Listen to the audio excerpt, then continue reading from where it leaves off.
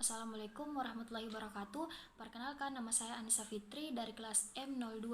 Di sini saya akan menjelaskan kesimpulan mengenai pertemuan pertama sampai pertemuan 7 pada mata kuliah Bahasa Indonesia Lanjutan.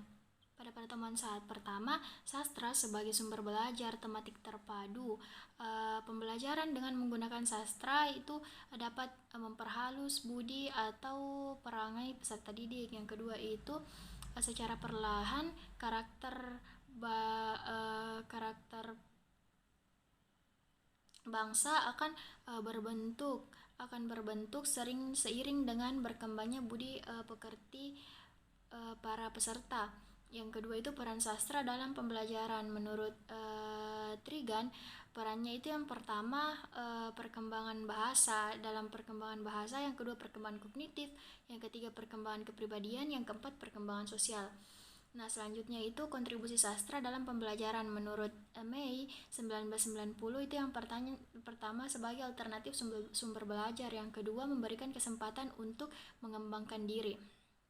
Nah, selanjutnya rangkuman pada pertemuan kedua dari strategi pembelajaran sastra di SD.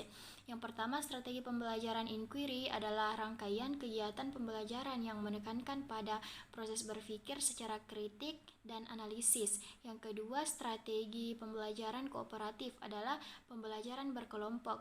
Yang ketiga itu strategi pembelajaran berbasis masalah adalah proses penyelesaian masalah yang dihadapi secara ilmiah.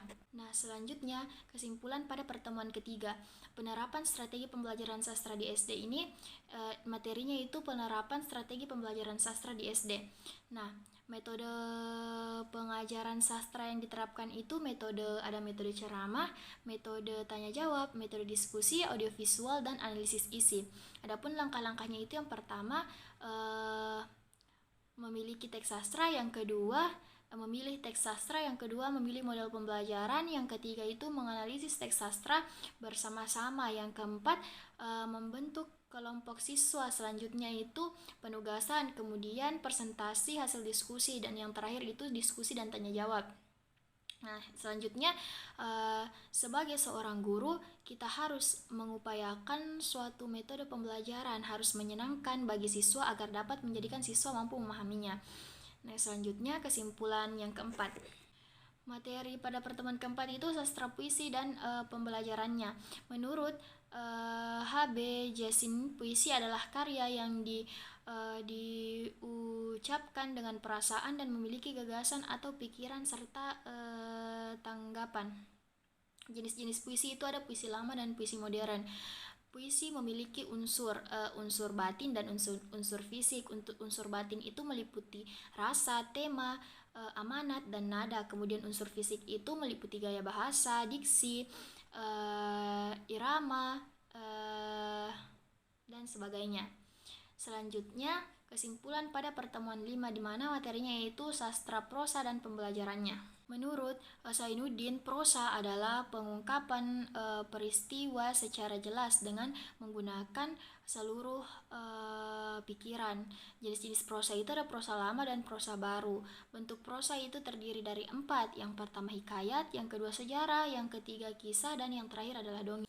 Kemudian kesimpulan pertemuan 6, materinya yaitu sastra, drama, dan pembelajarannya. Drama merupakan perbuatan atau tindakan yang ditulis dan diperankan.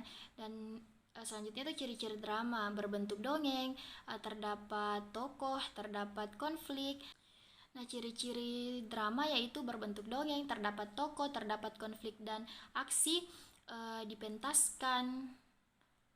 Durasinya itu kurang dari 3 jam. Unsur-unsur teks drama itu yang pertama intrinsik. Intrinsik itu meliputi tokoh, latar, alur, tema, dan amanat. Yang kedua itu unsur ekstrinsik yang meliputi biografi, filsafah, unsur sosial. Selanjutnya kesimpulan pertemuan 7, di mana materinya itu pengembangan kreatif sastra. Pengembangan kreatif adalah pembelajaran yang menekankan pada bagaimana guru memfasilitasi kegiatan belajar agar menjadi kondusif dan nyaman bagi peserta didik. Contohnya itu menggunakan alat peraga, tebak kata, role playing, storytelling, dengan Dragon Ball dan talking stick. dan sebagainya. Saya rasa itu saja. Terima kasih. Assalamualaikum warahmatullahi wabarakatuh.